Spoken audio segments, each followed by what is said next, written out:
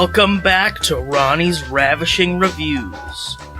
First up this week I watched Kraven the Hunter, the latest Sony Marvel movie, and of course, it was bad. This is the second movie starring Aaron Taylor Johnson where he punches the window of a moving vehicle, so I guess that's his thing now. This comes after a long line of bad Sony Marvel movies. I don't know if any of them are good at all. Some of them are more entertaining than others. Madam Web, also from this year, was pretty funny in its unenjoyability, while something like Morbius was just kind of painful and boring to watch, in my opinion. And Kraven the Hunter was pretty funny. Not quite on the level as something like Night Swim, a horror movie from January from this year. This is such a brilliant concept. Anything could be beneath you. I was so scared.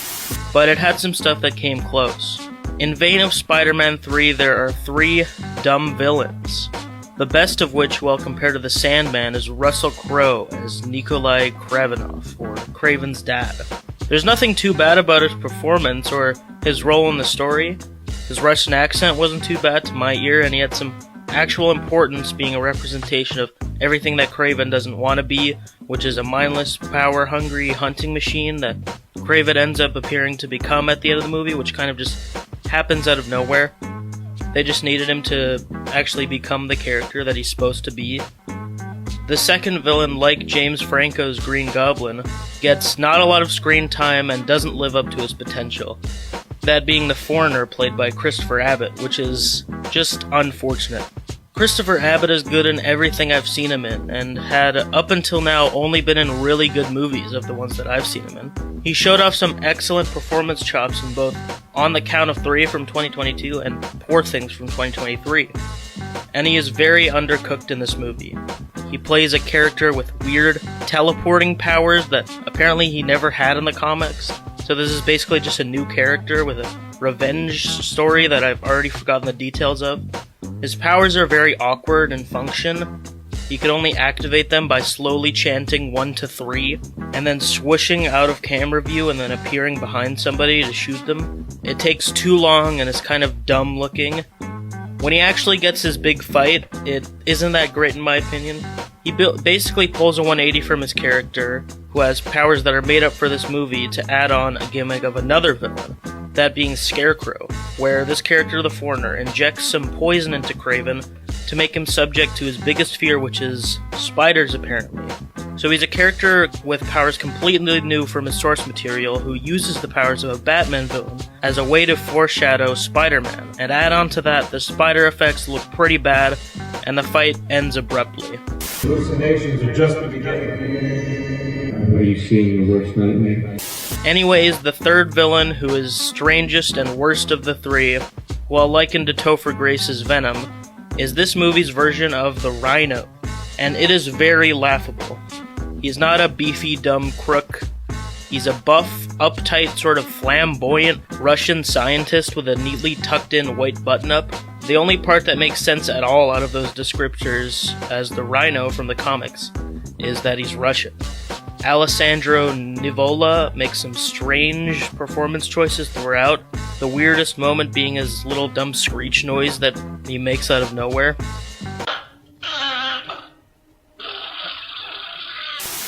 And then when he finally, for once in the movie, actually becomes the Rhino, it looks bafflingly awful. One of the worst CGI abominations I've seen from a movie all year. He has big, puffy, fully gray facial features with some distracting-looking expressions and movements. It's just disgusting to look at. Besides the 3 villains, there are several other main characters. Aaron's performance as Kraven is not good nor bad, just kind of forgettable and not noteworthy. His brother doesn't give a terrible performance either, but they give his character a very distracting quirk where he could imitate people's voices and as an excuse to tease another awful CGI version of the Chameleon, another Spider-Man villain, at the end of the movie. The dubbing honestly reminds me of the Dave Franco scenes in Now You See Me, and there's Kraven's lawyer friend, Calypso, who becomes the random, out-of-nowhere badass trope where she suddenly reveals she's proficient at using a bow and arrow and starts pulling out corny action hero one-liners. And I guess that's probably what she's like in the comics, but it's not set up very well in this movie, and it just comes out of nowhere. That's all the main characters. Now, the aspect of the movie that most consistently made me laugh was the TikTok iMovie level editing, where they try to evoke some Dune-esque spiritual vision sequences, and it just looks so ridiculous with little shiny runes blasting across the screen, and then some awkward-looking lion edits, and it's just a disaster of editing and visuals. Anyway, before I move on, there's one positive to Kraven the Hunter, and it is the scenes where Kraven is jumping around like a cartoon character. Now, it does look like video game graphics, but it's just fun to watch. It's really the only genuinely enjoyable part of the movie that doesn't have a huge blemish of irony to the enjoyment. In conclusion, you don't need to watch Kraven the Hunter, but I had some fun with it, and I would give this movie a 3 out of 10. Kraven the Hunter is the story of the making of a villain. My son, they are prey. We are predators. We made an R-rated gangster story. Speaking of childish movies, I listened to the new Childish Gambino album, Bando Stone and the New World, which is an album that will supposedly score or go along with an upcoming movie that he's directing and starring in. Seems to be about a futuristic neon laser apocalypse. The movie hasn't come out yet, but the album has been out for quite a number of months, and it's pretty good. This is an album that is hindered by its length. It clocks in at exactly an hour, and I don't feel that length is justified. But let's get into the album. The project pulls from several different genres and points of influence. I really love the abrasive electronic components that are introduced heavily on the opening track, Hearts Were Meant to Fly. Some of the lo-fi, choppy elements seem very JPEG Mafia inspired, maybe a little too inspired, especially the raw drums and distorted sample flip on Yoshinoya. This is a cold red for old heads who never liked my short shorts and pro kids. I love the soul and rock inspirations that are introduced in Lithonia, which is an incredibly memorable cut off this project. The filtered emotional vocals from Gambino on top of the heavy guitars, beautiful synth and organ sounds, and heavenly background vocals make for a very compelling track. I feel liberated, over-medicated. It was overrated. I assumed nothing on the album would come close to Lithonia, but the next song proved me wrong, because Survive is another amazing song. The glistening piano lines, along with the synth undertone, slightly electronic vocals, and choppy breakdown vocal loop, make for a very enjoyable sonic environment. And the moment that really makes the track is at around 3 minutes, when some higher-pitched synth lines start looping before he brings in an amazing saxophone solo.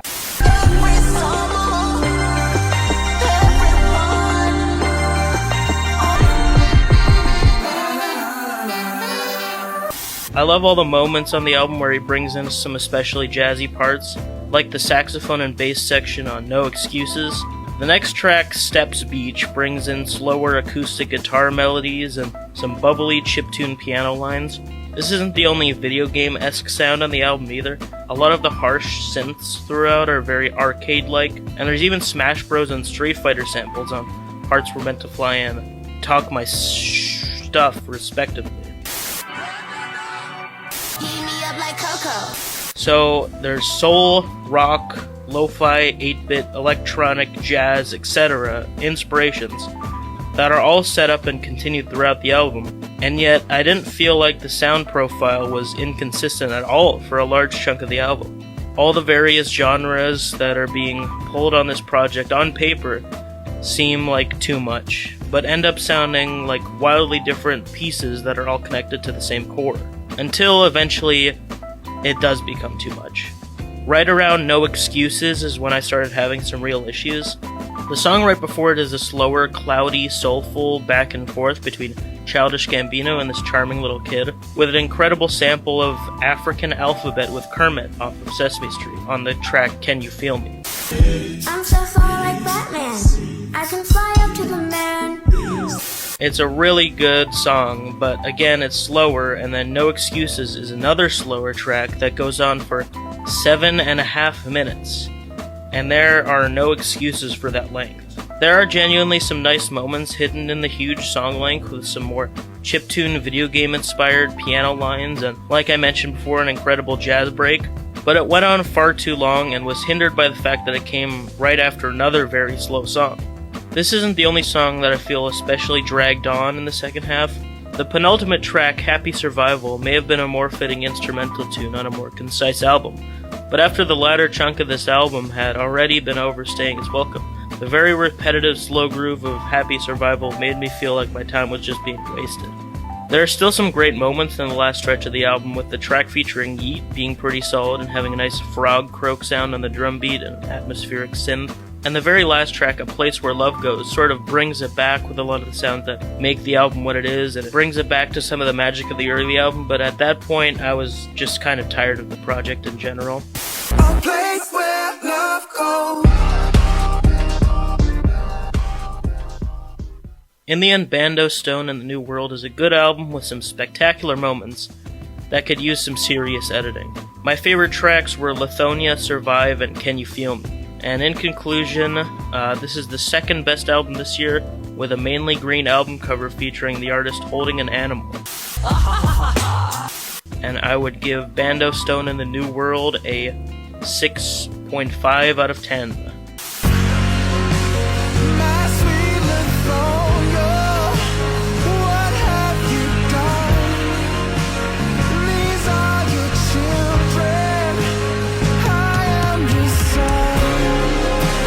Speaking of albums that drag on, the next one I have on the docket is the new Ninth Wonder album. This is the 10th beat tape in a Zion series, this one being called Zion X, and it clocks in at a whopping 2.5 hours. Now, it's a little different than the Childish Gambino album, with this being a mixtape, a collection of beats that you don't have to use too much brain power on. In fact, I listened to a big chunk of this album while playing Mario Kart 8 Deluxe, but still, the album could have easily been cut down by a lot. And not cut down as in he could have cut out some tracks that I felt were great. There's really not one bad beat on the whole album, but they're all quite long. The most egregious example being the 9-minute long track Nation Born Soul. God gave this land to me. For 2.5 hours, there's not a lot of songs. Zion X has almost the same amount of tracks as my favorite instrumental hip-hop album of all time, Donuts by Jay Dilla, which has 31 tracks, this one having 32, but Donuts is only 43 minutes, nearly 2 hours shorter than this project, because each beat is very concise and to the point. The songs on this album average out at around 4.5 minutes, and there's nothing inherently wrong with making a 5-minute hip-hop beat, but if you are, you should at least justify it with some interesting progressions or switch-ups in the beat throughout. But essentially all these tracks are just looping, and all that could have been done to shorten the project is just loop the beats less. Anyway, on to the other aspects of the album, and before I get into why this album is still really good, I have a few more problems. There's a few transitions that I have problems with. There Ain't No Way is a beautiful opener, but the transition to Baby Float is very jarring with the volume difference. The vocal sample is just a little too loud. Same with the transition from Praise Chop God to After All. That last song being one of 5 collab songs on the album with Seattle's Key, who does pretty good. I love his voice and he has a pretty great flow and performance, but I don't really see him as an artist having a lot of staying power from what I've heard on this project. His lyrics don't have too many unique showcases of wordplay or storytelling. From this vantage point, it's looking like it's all for the taking. Yeah, they rap, but they fall from adjacent type of bars niggas hating. Besides all those nitpicks, the beats are pretty incredible at the end of the day. It's unfortunate that most of this review is fairly negative, because what works so well with much of this project is hard to explain beyond just saying that the beats are really well produced. I love the soulful, emotional vocal chops on There Ain't No Way, Fleisch, and When You Find. I love the more intricate instrumental piano sample flips on tracks like Just No Pressure, When It Falls, and You Can Do It Nighttime. Most of the album is comprised of soul samples with similar styles, and he's really a master at that, but it's also cool to hear some of the more unique and unconventional tracks, like the sample flip of a 1977 Japanese song by Kimiko Kasai called Take Me on the track Tokyo Nights.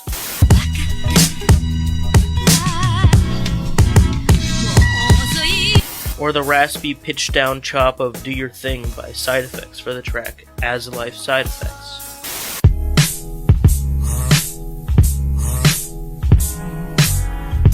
Overall, no matter how he chooses to chop up his smooth, soulful samples, it almost always ends up with an amazing beat that he just loops far too many times. My favorite tracks were There Ain't No Way, Tokyo Nights, So Much Love, Praise Chop God, and Fleisch, and I would give Zion X a 7 out of 10. There ain't no way, baby. No way.